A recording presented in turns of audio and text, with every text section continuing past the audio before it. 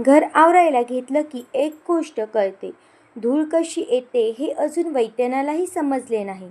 एक खोली आवरली की दुसरी म्हणते, माझ्याकडे पण बघ ना. आणि सगळं आवरेपर्यंत वाटतं घर नाही, एखादा प्रोजेक्ट पूर्ण केलाय.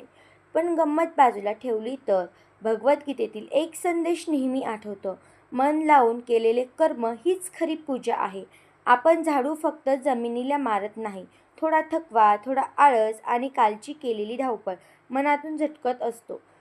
स्वच्छ घर झालं की भिंती चमकत नाही, तर मनही हलकं होतं आणि मन हलकं झालं की एक नवीन विचारांना जागा मिळते. म्हणून आयुष्यात हेच खरं, जे नको ते हळूहळू बाजूला करा.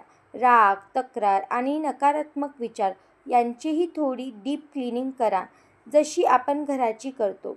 कारण स्वच्छ घर आनंद देतं, पण स्वच्छ मन आयुष्य बदलतं. चला, आज घरही आवरूया आणि मनही थोडं आवरूया. बाकी धूळ पुन्हा येईलच, पण आपण हसू मात्र कमी होऊ देऊ नका.